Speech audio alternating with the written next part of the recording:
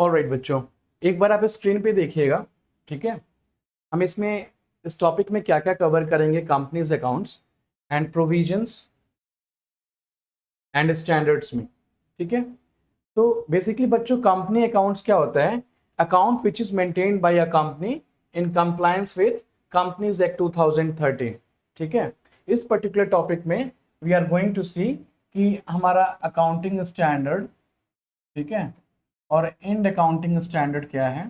ठीक है, companies act 2013, उसके बाद से हम देखेंगे आपको CB and other regulatory requirements, जो कि बेसिकली कंपनीज अकाउंट्स को गवर्न करती हैं। और बेसिकली जो सेबी और जो भी लिस्टिंग और एलओडीआर रूल्स होते हैं, ठीक है, तो वो स्पेशली लिस्टेड कंपनीज पे ही एप्लीकेबल होती है। बट फ्रॉम हेयर आपको बेसिक बस जानना है कि वो कौन से सेबी और रेगुलेटरी रिक्वायरमेंट्स हैं और किन के लिए है। ठीक है,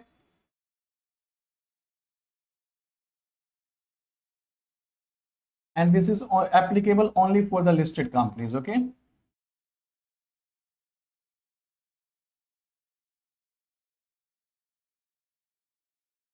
all right, ठीक है।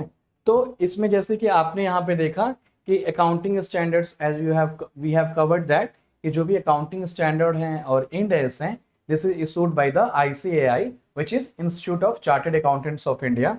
ऑब्जेक्टिव हमारा कंपनी अकाउंट्स का प्रिपरेशन का होता है to present a true and fair view of the financial performance of the company. Okay, true and fair view आपने देखा होगा, दिस इज वेरी इंपॉर्टेंट। आपके मल्टीपल चॉइस क्वेश्चन में पूछ सकता है कि what is the objective of preparation of company accounts.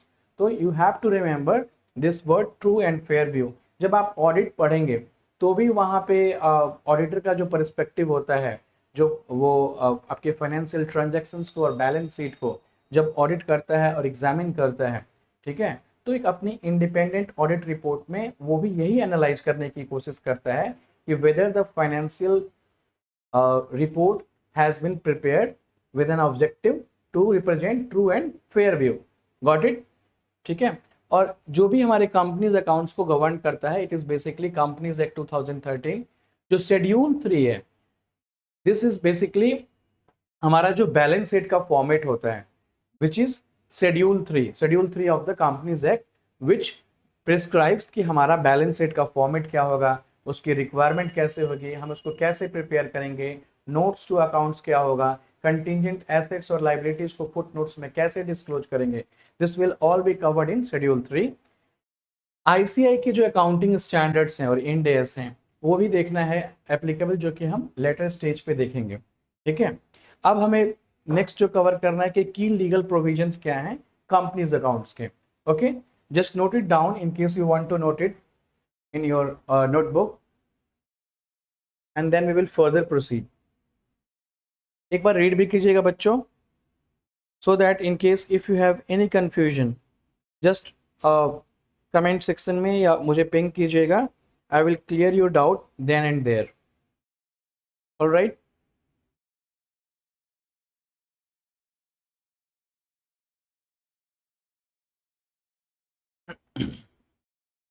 अब बच्चों जो हमारा लीगल प्रोविजन है कंपनी अकाउंट्स में, ठीक है, हम उसमें बेसिकली कवर करते हैं कि हम जो भी फाइनेंशियल स्टेटमेंट प्रिपेयर कर रहे हैं, ठीक है, वो हम कैसे बनाते हैं। अब हमारा बुक्स ऑफ अकाउंट्स है, जो कि सेक्शन 128 में कवर होता है इन कंपनीज एक्ट 2013। ठीक है, तो नाउ इट सेज कि every company must maintain books of account at its registered office.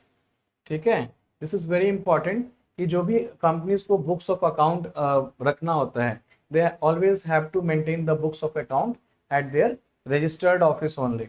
ठीक है, रजिस्टर्ड ऑफिस की रिक्वायरमेंट क्यों होती है? क्योंकि जब हम एमसीए में फाइलिंग करते हैं, मिनिस्ट्री ऑफ कॉर्पोरेट अफेयर्स के बहुत सारे क्वार्टरली रिटर्न्स जाते हैं, तो उसमें we have to disclose that where is our registered office. ठीक है, और रजिस्टर्ड ऑफिस जो कंपनी के लेटर हेड में भी रहता है, और there this books of accounts are kept.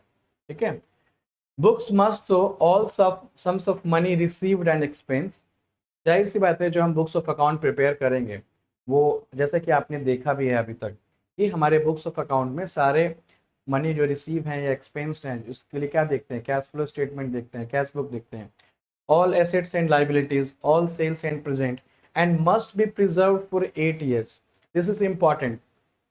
Registered office is important, this keyword 8 year is important. ठीक है, कि हमें अब बुक्स ऑफ अकाउंट को कितने सालों तक प्रिजर्व करके रखना होता है इन केस कोई इंक्वायरी या इन्वेस्टिगेशन होती है किसी भी रेगुलेटरी एजेंसीज की, तो they can go back and search और आपके बुक्स ऑफ अकाउंट्स को इन्वेस्टिगेट कर सकते हैं फॉर पास्ट 8 years। ऑलराइट, और इसकी रिक्वायरमेंट आपको इनकम टैक्स रूल्स में भी है।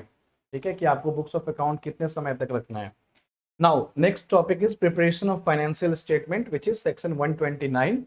इसमें है कि हम जब फाइनेंशियल स्टेटमेंट बनाएंगे तो we must comply with the accounting standards.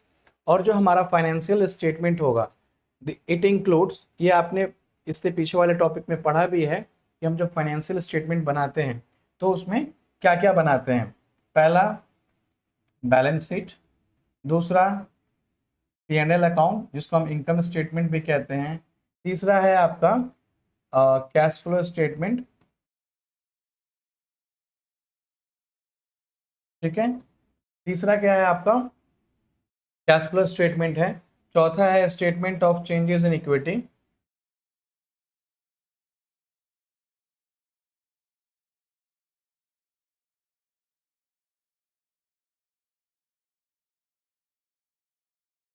ठीक है, नेक्स्ट क्या है notes to accounts. Notes to accounts तो हम फुट नोट्स में भी डालते हैं, जिसमें आपने देखा था कि कंटिंजेंट एसेट्स और कंटिंजेंट लाइबिलिटीज को फुट नोट्स में हम शो करते हैं। So this all forms part of the financial statement. ठीक है, और अब हम देखेंगे कि शेड्यूल 3 में फॉर्म्स एंड कंटेंट क्या होते हैं, जो कि आपने पिछले क्लासेस में भी देखा है।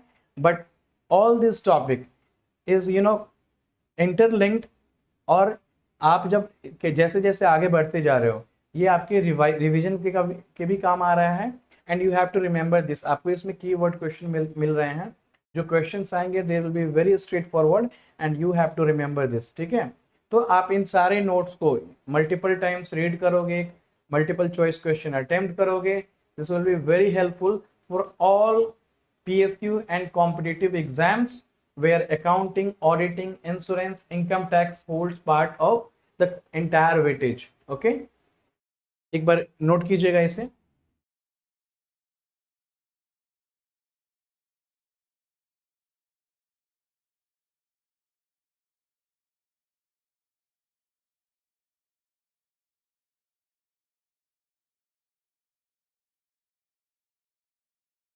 नोटेड बच्चों?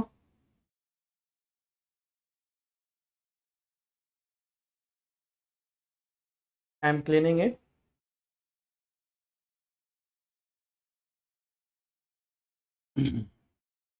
अब देखेंगे बच्चों की फॉर्म्स एंड कंटेंट शेड्यूल 3 में क्या होता है, which you have already seen but still you have to revise this.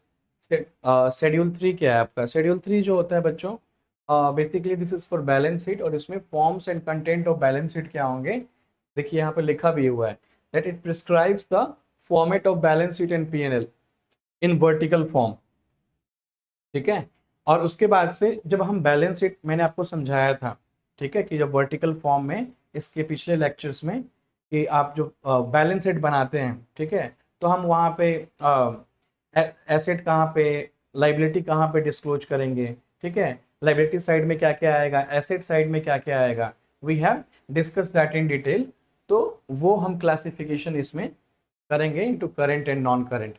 Current liability का पार्ट क्या होता है बच्चा, बताइए आप में से कोई। Anyone please try to answer this question कि what will come in current liability and what is going to come in non-current liability? Very good, I am receiving the responses from your side।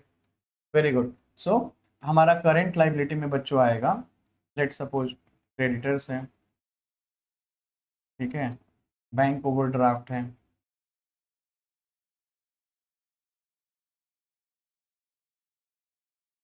Non current में क्या आएगा आपका, आ जाएगा, sorry, non current liability में क्या आएगा बताइए। I am waiting for your response.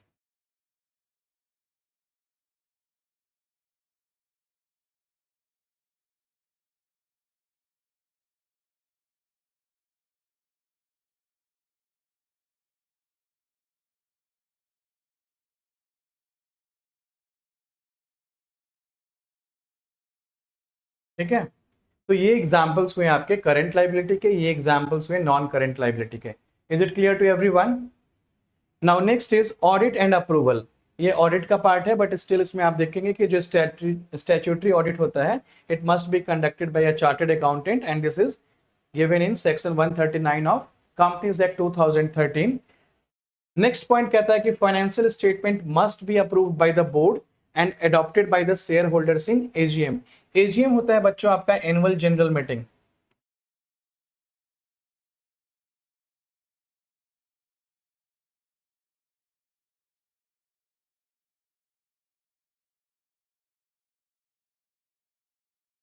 ठीक है, एनुअल जनरल जो मीटिंग जो होता है साल में एक बार होता है, जिसको एक वार्षिक बैठक कहते हैं। और यहाँ पे जो फाइनेंशियल स्टेटमेंट है, it must be approved by board. When it says board, it means board of directors. ठीक है, और एडॉप्टेड बाय शेयर होल्डर्स, यानी कि शेयर होल्डर्स एक्सेप्ट करेंगे इसे एनुअल जनरल मीटिंग में। जब ये फाइनेंशियल स्टेटमेंट को एनुअल जनरल मीटिंग में प्रेजेंट किया जाएगा, it must B adopted by the share holders.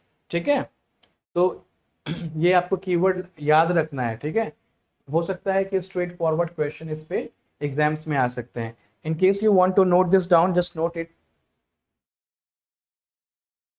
आगे बढ़ते हैं हम।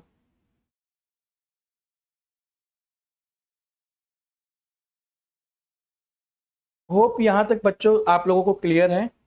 This is a theoretical part, so it will be clear to everyone.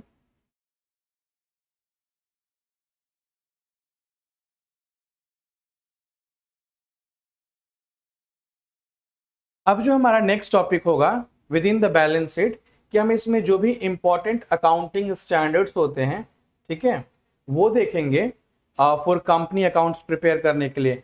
All दो some of these accounting standards some of these accounting standards we have already covered in the previous chapter, but since now this accounting standard form part of this particular chapter, तो हम इसे यहाँ भी cover करेंगे। and we have prepared very concise and crisp note, जहाँ पे एक आपको एक fair idea मिल जाएगा। you would be able to revise those accounting standard, और आपसे कोई थियरी के क्वेश्चंस नहीं पूछे जाते हैं। The questions are purely multiple choice question, तो आपके लिए ये इजी रहेगा एंड लास्ट मिनट पे रिवीजन के लिए। तो चलिए हम देखते हैं एक बार क्विकली कि हमारे जो भी अकाउंटिंग स्टैंडर्ड या Ind accounting standards financial statement बनाने में, कंपनीज अकाउंट्स को बनाने में यूज होंगे, तो what are those accounting standards in a very short and concise way we will cover all this accounting standard. ठीक है, सो पहला है बच्चों अकाउंटिंग स्टैंडर्ड 1, जो आपने देखा था कि disclosure of accounting policy. We have covered this in very first chapter of the accounts. So ये कहता है हमारा कि it requires disclosure of significant accounting policies. ठीक है, और हमारे फंडामेंटल अकाउंटिंग एजम्पशंस जो होते हैं, ये हमेशा याद रखना, this is very important line. ठीक है, ये जो 2-3 लाइन दिए हुए हैं, ट्रस्ट मी, ये बहुत छोटे नोट्स हैं और आपको ये याद रखना, क्योंकि straightforward questions are going to come from this. ठीक है, तो हमारा जो फंडामेंटल अकाउंटिंग एजम्पशन है वो हमेशा याद रखना आप, गोइंग कंसर्न, ठीक है, अक्रूवल, तीसरा है consistency,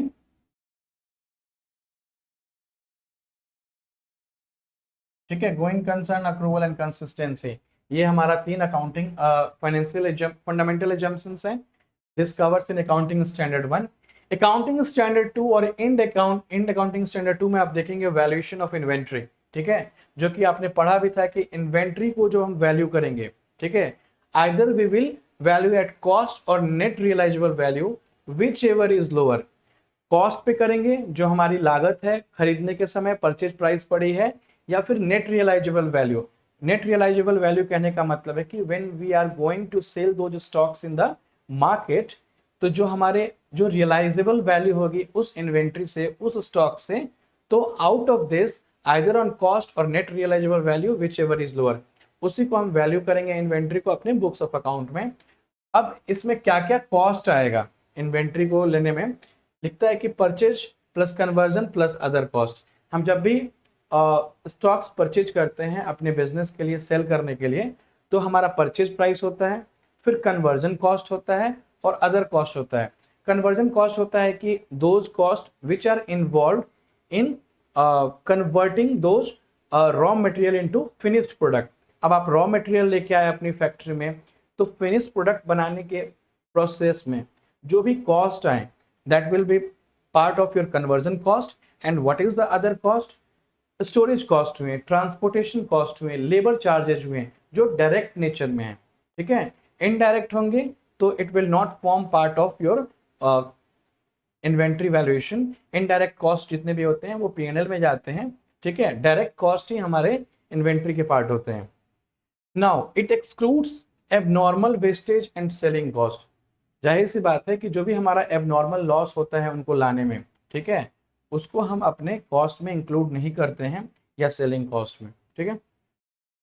next is accounting standard 3 और इंड एएस 7। यहां तक आप देख रहे थे कि अकाउंटिंग स्टैंडर्ड 1 था तो इंड एएस 1 था, एएस 2 था तो इंड एएस 2 था। तो there is slight difference. Accounting standard third, accounting standard जो होते हैं this is issued by ICAI, but cash flow statement जब हम इंड एएस में आते हैं तो उसका इंड एएस में अकाउंटिंग स्टैंडर्ड 7 है, ठीक है। कैश फ्लो स्टेटमेंट को हमने काफी डिटेल में पढ़ा था कि हमारे कैश फ्लो स्टेटमेंट में बच्चों 3 तरह के जो फंड्स हैं, ठीक है, वो रिकॉर्ड होते हैं। एक तो आपका है ऑपरेटिंग एक्टिविटी,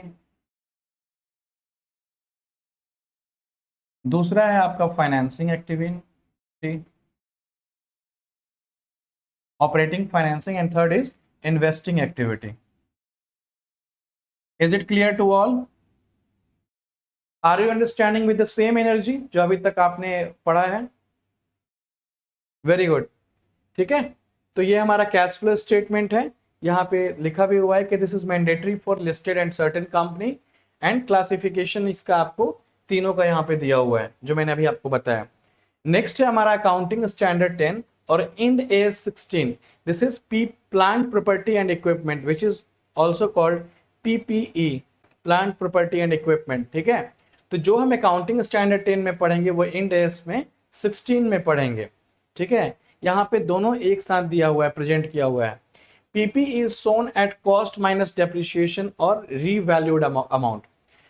प्लांट प्रॉपर्टी और इक्विपमेंट जितने भी एसेट्स होते हैं, let suppose plant property equipment कहने का मतलब है कि लैंड हुए, बिल्डिंग हुए, ठीक है, फैक्ट्री है आपका, तो उसको हम कॉस्ट माइनस डेप्रिसिएशन पे दिखाते हैं, ठीक है।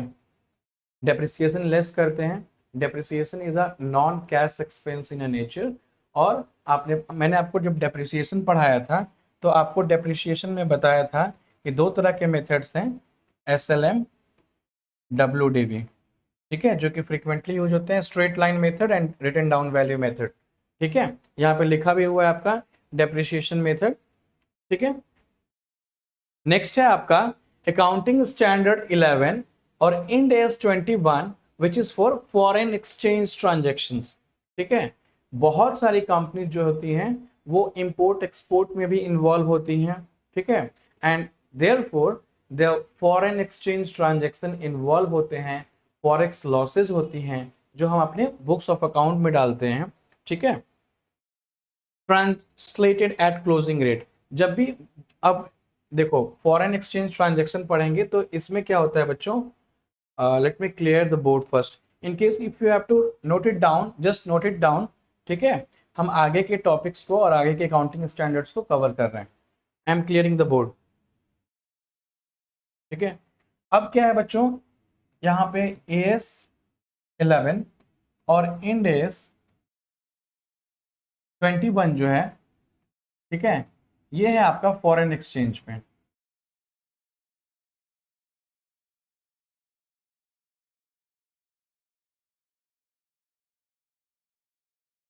अब हमारे पास 2 तरह के आइटम होते हैं, ठीक है। एक तो होता है मॉनेटरी आइटम, दूसरा होता है नॉन मॉनेटरी आइटम।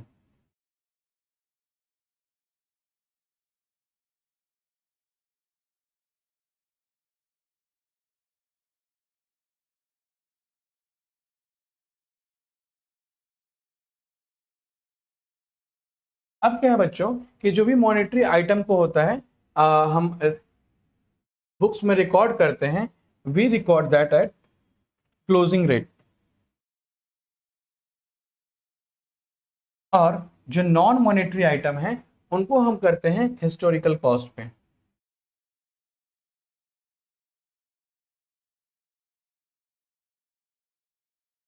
नाउ यहाँ पे क्लोजिंग रेट का मतलब क्या है? अब क्या होता है कि यू आप नो बेटर नो कि जो एक्सचेंज रेट होते हैं वो डेली फ्लक्चुएट होते हैं। आज का हमारा एक्सचेंज रेट कुछ और है, कल का कुछ और होगा, नेक्स्ट डे का कुछ और होगा। ठीक है, तो जो भी मॉनेटरी आइटम्स होते हैं, प्रीवियस मंथ का जो लास्ट वर्किंग डे होता है उस दिन का क्लोजिंग रेट जो होता है हम वो लेते हैं मॉनेटरी आइटम के लिए, और नॉन मॉनेटरी आइटम का हिस्टोरिकल कॉस्ट पे रिकॉर्ड कर लेते हैं। ठीक है, is it clear to everyone? Just note it down. इसके बाद हम देखेंगे accounting standard 12 which is for government grant. अब गवर्नमेंट ग्रांट क्या होता है?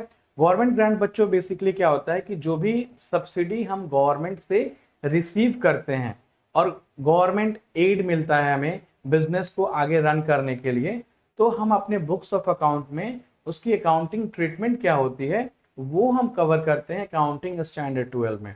ठीक है, जस्ट नोट इट डाउन, आगे बढ़ते हैं बच्चों।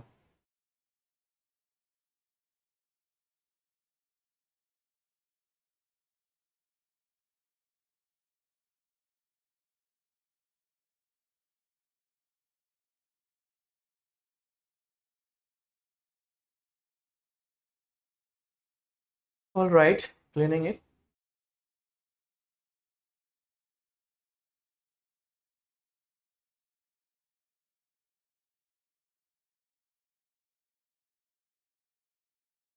I hope the screen is visible to everyone. So हमारा बच्चों जो नेक्स्ट अकाउंटिंग स्टैंडर्ड है वो अकाउंटिंग स्टैंडर्ड 12 है, विच इज गवर्नमेंट ग्रांट। तो बच्चों अब जो गवर्नमेंट ग्रांट हमें मिलती है, ठीक है, अब वो ना दो तरह का होता है।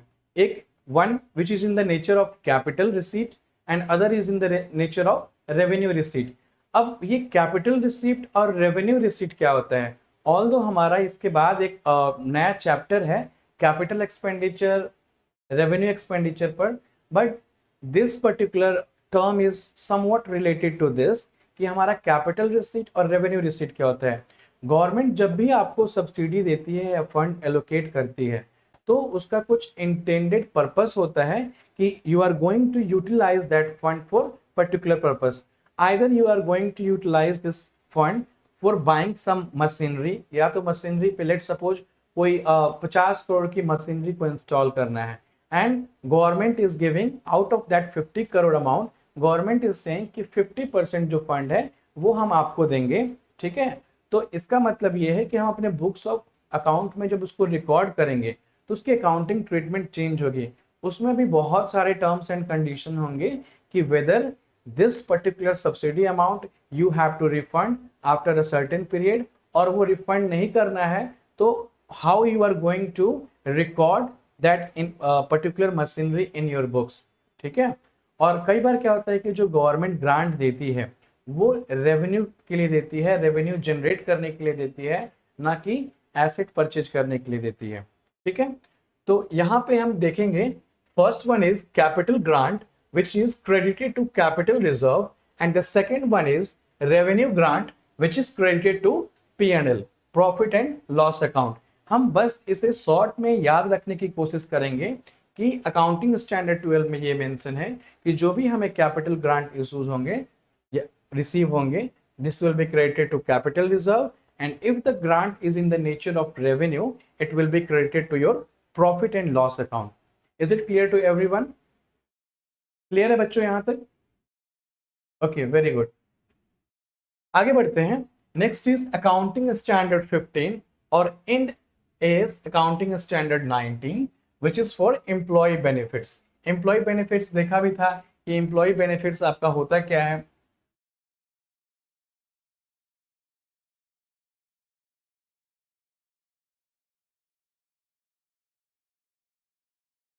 तो एम्प्लॉय बेनिफिट्स इज बच्चों ले लो आपको provident fund, gratuity,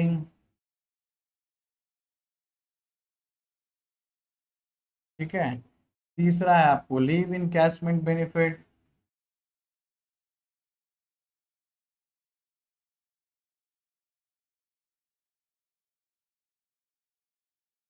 is it clear till here? ठीक है। बहुत सारे डिफाइंड बेनिफिट प्लान्स भी होते हैं। ग्रेचुइटी जो होता है, जब आपको पेरोल मिलेगा, सैलरी मिलेगी, दिस विल फॉर्म पार्ट की 12% कॉन्ट्रीब्यूशन आप अपनी सैलरी से करेंगे। सिमिलर अमाउंट आपका एम्प्लॉयर भी कंट्रीब्यूट करेगा। ग्रेचुइटी होता है, दिस इज एलिजिबल कि आप जब किसी ऑर्गेनाइजेशन में 5 कंटिन्यूअस पीरियड ईयर के लिए आपकी सर्विस हिस्ट्री है, तो आप ग्रेचुइटी के लिए एलिजिबल होते हो। एंड लिव इनकैशमेंट बेनिफिट ऐसा है कि in case there are certain eligible leaves, जब आप किसी भी ऑर्गेनाइजेशन में काम करते हैं, ठीक है, तो इनके जब लिव इनकैशमेंट बेनिफिट क्या होता है, जब आप छुट्टियां नहीं लेते हैं, और तो एनुअल में आपको जो जो भी सैलरी होगी उसमें certain amount of that amount either it will be carry forward और वो आपको पेरोल में आ जाएगा। ठीक है, तो this is covered in accounting standard 15। Next है हमारा accounting for taxes which is covered in AS 22 और इंड AS 12। ठीक है, और विच डील्स विद DTA और DTL। DTA और DTL का कॉन्सेप्ट मैंने प्रीवियस क्लास में कवर किया है, so you can refer that कि हम डेफर्ड टैक्स एसेट्स को कैसे रिकॉर्ड करते हैं, डेफर्ड टैक्स लाइबिलिटी को कैसे कवर करते हैं। You just have to remember the accounting standards कि कौन सी अकाउंटिंग स्टैंडर्ड है जो DTA और DTL पर एप्लीकेबल होती है। नेक्स्ट इज अकाउंटिंग स्टैंडर्ड 29 और end AS 37 which is for provision contingent liability and contingent assets। अभी कुछ देर पिछले चैप्टर में आपने पढ़ा भी था कि कंटिंजेंट एसेट्स हैं और कंटिंजेंट जो लाइबिलिटी है उसको हम नोट्स टू अकाउंट्स में शो करते हैं, और कंटिंजेंट एसेट्स और कंटिंजेंट लाइबिलिटी क्या होती है वो भी बताया था। इसमें क्या होता है, कंटिंजेंट एसेट और कंटिंजेंट लाइबिलिटी होती है जो कि फ्यूचर अनसर्टेन इवेंट पे डिपेंड करती है। For example pending law suit, ठीक है, कोई पेंडिंग लिटिगेशन है, ठीक है, बिजनेस के ऊपर, तो उसके suppose in case it might be chance, there might be chances कि कंपनी को सर्टेन अमाउंट वो केस हार जाने के बाद दे हैव टू पे, तो हम क्या करते हैं, नोट्स टू अकाउंट्स में उसको डिस्क्लोज करते हैं।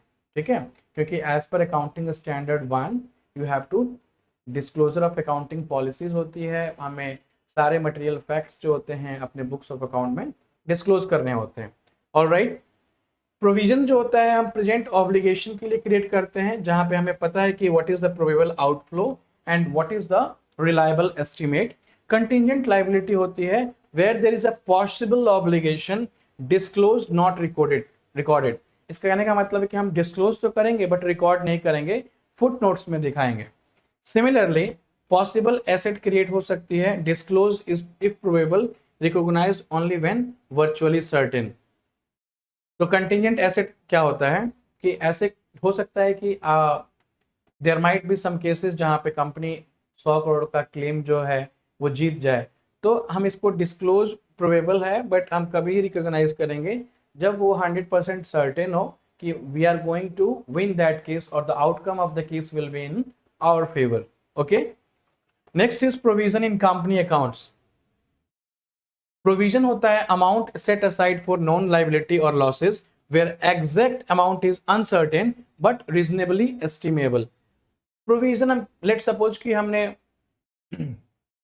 एक प्रोविजन बना रहे हैं कि हमने कोई इनवॉइसेस हैं वेंडर के जो हमें पेमेंट करने हैं, बट हमें इनवॉइसेस रिसीव नहीं हुए हैं, बट सिंस हमारे पास he is a regular vendor, तो हमें पता है कि पास्ट पीरियड में how much amount is going to raise और कितने का इनवॉइस रेज करना है, तो वहाँ पे हमें क्या है कि एग्जैक्ट अमाउंट तो अनसर्टेन है बट रीजनेबली एस्टिमेबल है। वो वेंडर प्रायर पीरियड में क्या चार्ज करता था हमें पता है, उसके बेसिस पे हम अपने बुक्स ऑफ अकाउंट में एक प्रोविजन बनाते हैं और उन प्रोविजंस को रिकॉर्ड भी करते हैं। एग्जाम्पल भी दिया हुआ है, यहाँ तक आप एक बार नोट डाउन कर लो, then we will move ahead.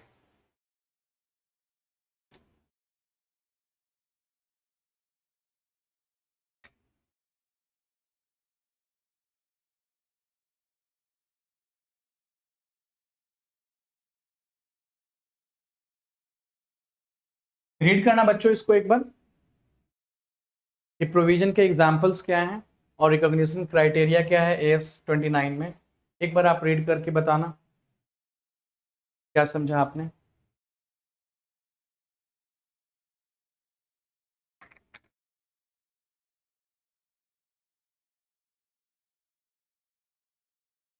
सो बच्चों, प्रोविजन के एग्जांपल्स हैं provision for doubtful debts,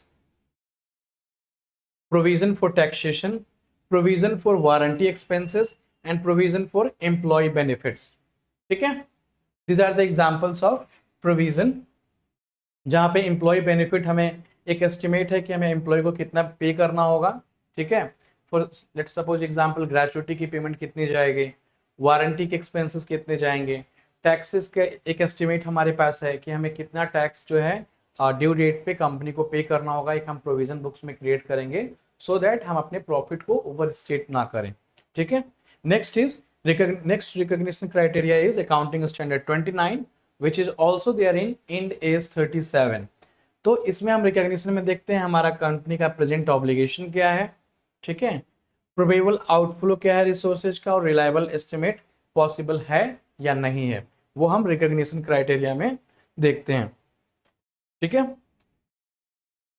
and this is for provisions. Alright,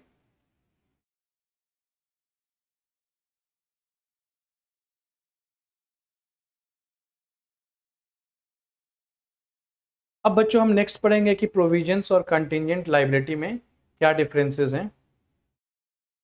ये हमने पहले भी देखा हुआ है, but still we are going to cover this. Okay,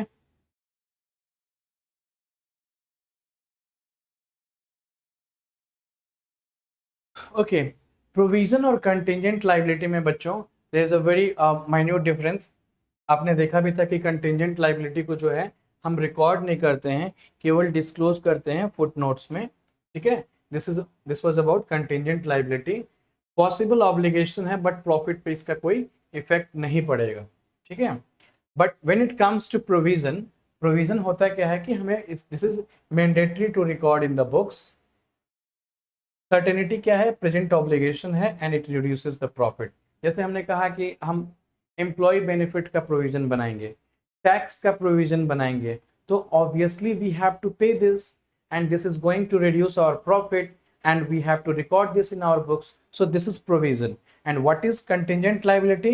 We have to not record but we have to disclose in our books, financial statement, और कहाँ पे करना है, footnotes में हमें इसका इंफॉर्मेशन देना है। And there is a possible obligation कि जो पेंडिंग लॉ सूट है कंपनी के ऊपर, in case the company is losing that case and he has to pay to some outside third party, तो उसकी बुक्स में रिकॉग्निशन होगी।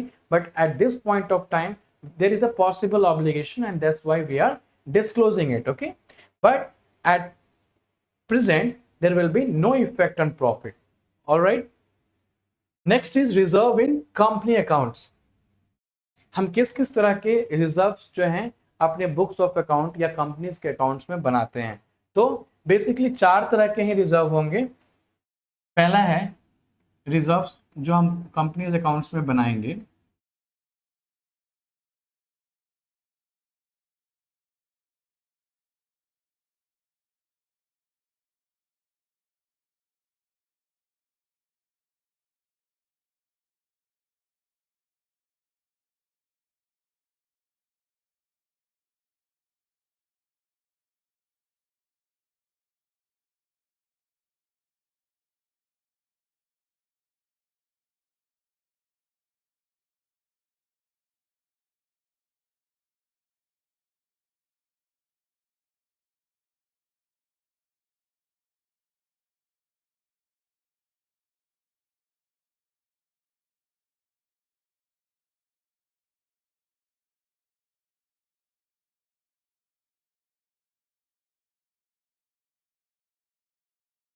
चार तरह के रिजर्व्स हैं। First is general reserve, second is capital reserve, third is security premium reserve and fourth is debenture redemption reserve. ठीक है, अब ये होता क्या है, विद जनरल रिजर्व तो हम प्रॉफिट से बनाते हैं फ्यूचर यूज के लिए। Capital reserve from non operational profits, for example asset revalue किया। लेट सपोज कि हमने अपने बुक्स ऑफ अकाउंट में जो हमारी बिल्डिंग थी हिस्टोरिकल कॉस्ट पे वो 100 करोड़ की थी, but it's current market value is 250 crore. तो जब हम इसका कोई रिवैल्यूएशन रिजर्व अपने बुक्स में बनाएंगे, तो लेट सपोज कि उसकी करंट मार्केट वैल्यू 250 करोड़ की है, तो जो हमारा रिवैल्यूएशन रिजर्व बनेगा वो डिफरेंस 150 सीआर का बनेगा। ठीक है, it's a kind of capital reserve. ठीक है, अब कंपनी ने जो बिल्डिंग अपने बिजनेस में रखा है, that is not for sale. Okay, company का काम बिल्डिंग सेल करना नहीं है। ठीक है, यहाँ पे कंपनी ने बिल्डिंग को रखा है फॉर एडमिनिस्ट्रेटिव यूज। उसकी जब कंपनी ने जब एक्वायर किया था 20 साल पहले, उसकी वैल्यू 100 करोड़ थी, आज उसकी वैल्यू 250 करोड़ है। तो जब हम अपने बुक्स को मार्केट वैल्यू पे प्रेजेंट करते हैं, ठीक है, तो वो जो हम 150 करोड़ का रिवैल्यूएशन रिजर्व बनाएंगे, this is a kind of capital reserve. Next is security premium reserve. ठीक है, सिक्योरिटीज प्रीमियम रिजर्व होता है बच्चों, लेट सपोज कि अब मार्केट में जो आपकी फेस वैल्यू और बुक वैल्यू ऑफ शेयर्स हैं वो 10 रुपीज की है। ठीक है, और लेट सपोज कि जब हम उसको आईपीओ लेके आते हैं, प्राइमरी उसको हम जब इशू करते हैं स्टॉक मार्केट में, ठीक है, तो वो 10 रुपीज की जो फेस वैल्यू या बुक वैल्यू है शेयर की, लेट सपोज कि वो जो शेयर सब्सक्राइब हुए वो 900 पे हो गए, तो 10 रुपए की फेस वैल्यू है, मार्केट में जो सब्सक्राइब हुआ है वो 900 पे हुआ है, तो दिस 890 रुपीज जो होंगे, जो हमें एक्स्ट्रा रिसीव हुए हैं शेयर होल्डर से, ठीक है, जो इन्वेस्टर से, इसको हम सिक्योरिटी प्रीमियम रिजर्व में एलोकेट करेंगे या डाल देंगे। ठीक है, now next is debenture redemption reserve. Statutory requirement है for redemption of debenture. Debenture क्या होता है बच्चों, एक तरह से हम क्या करते हैं, long term, it's a kind of non current liability. ठीक है, डिवेंचर जो हम इशू करते हैं मार्केट में फंड्स रेज करने के लिए, तो क्या होता है कि एक स्टैट्यूटरी रिक्वायरमेंट है कंपनी अकाउंट्स के अंदर कि लेट सपोज जब कभी भी आपको डिवेंचर को रिडीम करना होगा, ठीक है, तो आप क्या करेंगे, एक रिजर्व क्रिएट करके रखेंगे कि you can pay that from that reserve. ठीक है, to whom, to debenture holders. Okay, note कर लीजिएगा।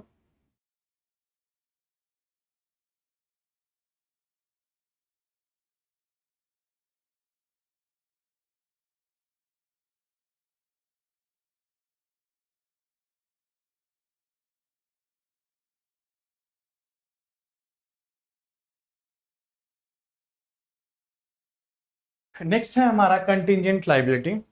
Okay, examples of contingent liabilities, bill discounted but not matured. ठीक है, लॉस आउट पेंडिंग, इसका एग्जांपल मैंने बहुत बार दिया है आपको, कोई बिल डिस्काउंट किया है बट मैच्योर नहीं हुआ है, लॉस आउट पेंडिंग है। ठीक है, गारंटी गिवन है, और इसकी डिस्क्लोजर कहाँ होगी, फुट नोट्स टू अकाउंट में।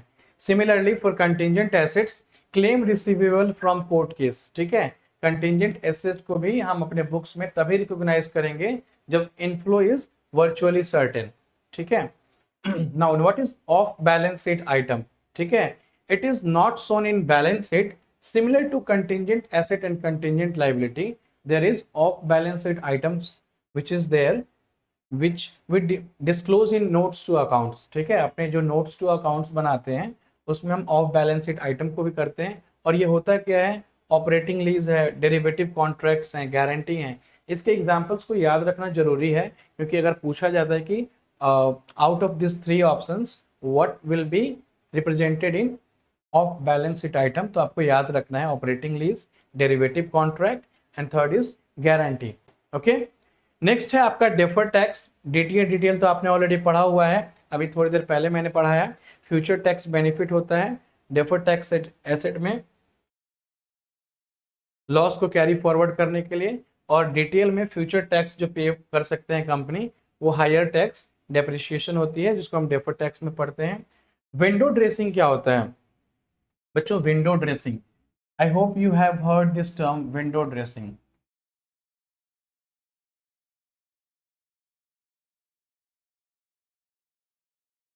विंडो ड्रेसिंग एक नेगेटिव वर्ड है, इसका मतलब है मैनिपुलेशन।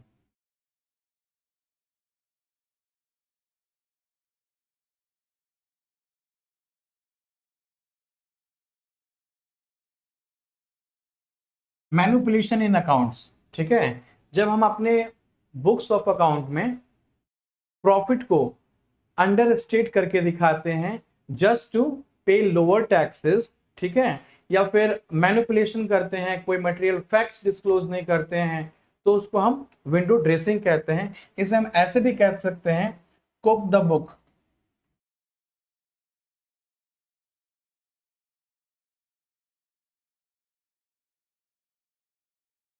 ठीक है, कहने का मतलब ये है कि हम अपने बुक्स ऑफ अकाउंट में ट्रू एंड फेयर व्यू नहीं कर रहे हैं, यहाँ पे हम मैनिपुलेशन कर रहे हैं to show better financial position.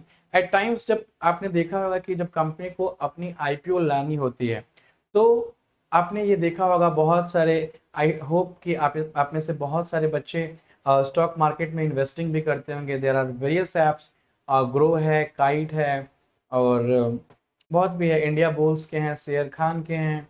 ठीक है, तो वहाँ क्या होता है कि जब कंपनी आईपीओ लानी होती है, ठीक है, तो एक ट्रस्ट बिल्डिंग बने, इन न्यू इन्वेस्टर उस कंपनी में कि उसके शेयर्स को सब्सक्राइब करें, तो उन्हें पास्ट 3 ईयर के फाइनेंशियल परफॉर्मेंस और प्रोजेक्शंस को दिखाने होते हैं।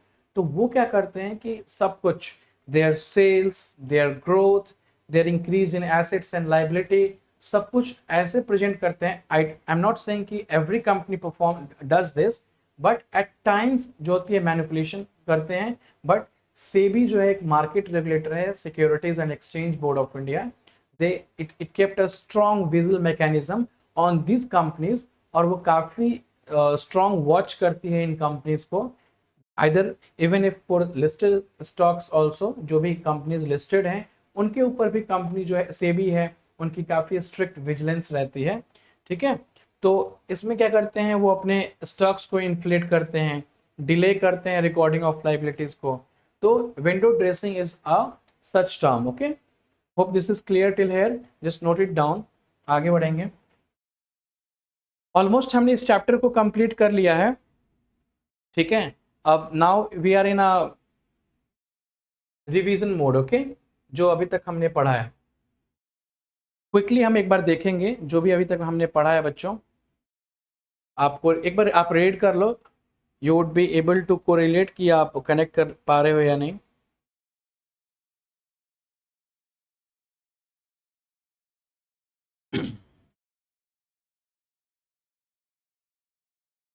सो this is exam relevant point which source schedule 3 जो है मैंडेट करता है वर्टिकल फॉर्मेट। ओके, मैंने बताया भी था कि schedule 3 is for balance sheet for companies. AS 2 में आपने देखा था इन्वेंट्री कॉस्ट और net realisable value whichever is lower. AS 10 में देखा था आपने प्रॉपर्टी प्लांट एंड इक्विपमेंट को, तो हमें इधर कॉस्ट पे रिकॉर्ड करना है और रिवैल्यूएशन मॉडल यूज करना है। ठीक है, एज 22 जो है दिस इज फॉर डीटीए और DTL which is a non current classification. DTA DTL क्या है, डेफर्ड टैक्स एसेट और डेफर्ड टैक्स लाइबिलिटी। एज 29 अभी हमने पढ़ा कि प्रोविजंस और कंटिजेंट लाइबिलिटी में क्या डिफरेंस है, it must be distinguished. Provisions को हम अपने बुक्स ऑफ अकाउंट में रिकॉर्ड करते हैं, कंटिजेंट लाइबिलिटी को हम फुट नोट्स में दिखाते हैं। ठीक है, Ind AS, Ind AS is basically IFRS converged, applies to large and listed company. IFRS क्या है बच्चों?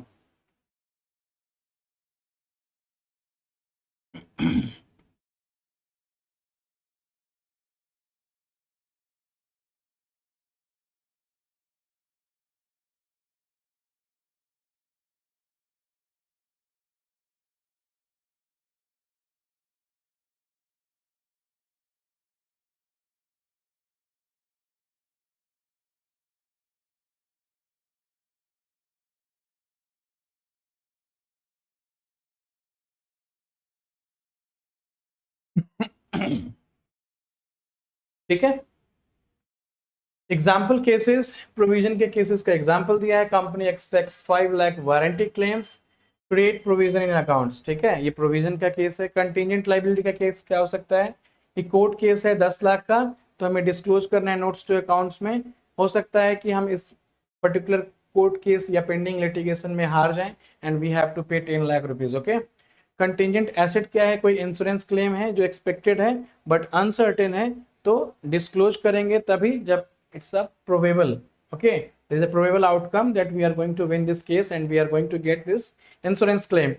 Next is deferred tax case, tax depreciation higher than accounting depreciation, create DTL. ठीक है। डेफर्ड टैक्स लायबिलिटी क्रिएट करेंगे। Revaluation का case क्या है, land revalued upward, credit revaluation reserve not PNL. Revaluation का मैंने अभी बताया था बिल्डिंग का केस एग्जांपल देके कि 100 करोड़ की बिल्डिंग है, 250 करोड़ की हो जाती है, तो 150 करोड़ जो होगा हम रिवैल्यूएशन रिजर्व में डालेंगे। तो इसमें यही बोल रहा है कि हम क्रेडिट करेंगे रिवैल्यूएशन रिजर्व को, ना कि प्रॉफिट एंड लॉस अकाउंट को। Is it clear till here? अभी तक क्लियर है बच्चों सारी चीजें?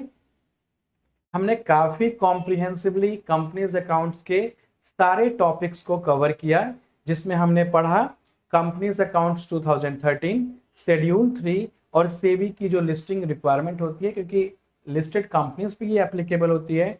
उसके बाद हमने देखा कि क्या क्या हमारे अकाउंटिंग स्टैंडर्ड हैं और इंड एस हैं जो कि इंपॉर्टेंट है एग्जाम के परस्पेक्टिव से, ठीक है।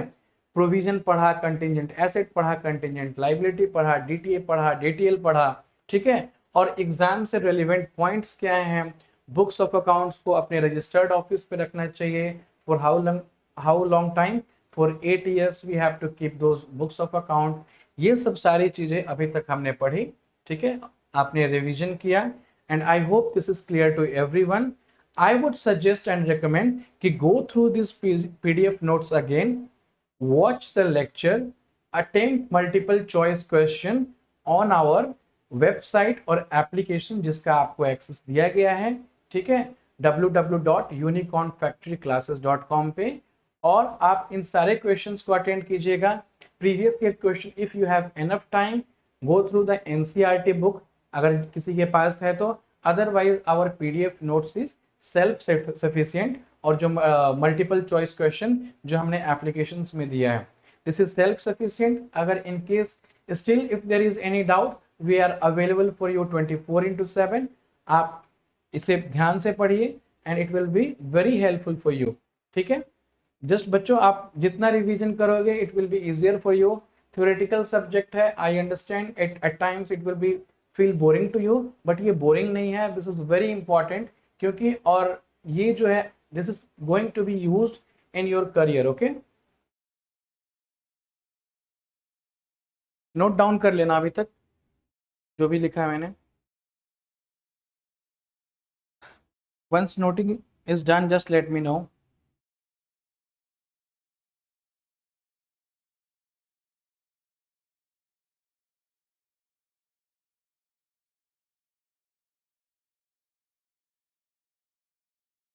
All right, you have noted it down.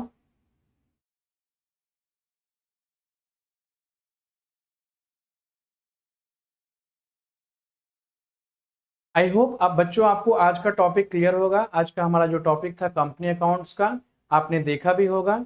और just go through all the PDF notes जो भी है हमारा, it will be very helpful to you.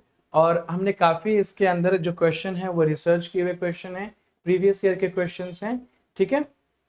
और if you have not downloaded our application just download it from the Play Store. This is available for all the Android users, for all iOS users जो भी Apple phone के users हैं, we are going to roll it very soon for them as well and we are in the process, ठीक है। इन video lectures को आप देखिए, ठीक है। अगर आपको ये वीडियो लेक्चर्स अच्छे लगे तो अपने दोस्तों को भी शेयर कीजिए and subscribe the channel. And in case if you have any confusion, ठीक है, आप हमारे टेलीग्राम चैनल से भी जुड़ सकते हैं, वहां भी आपको PDF notes free of cost मिल जाएंगे and you can practise those questions as much as possible to crack the exam. Thank you so much, hope you have like the entire lecture. Thanks.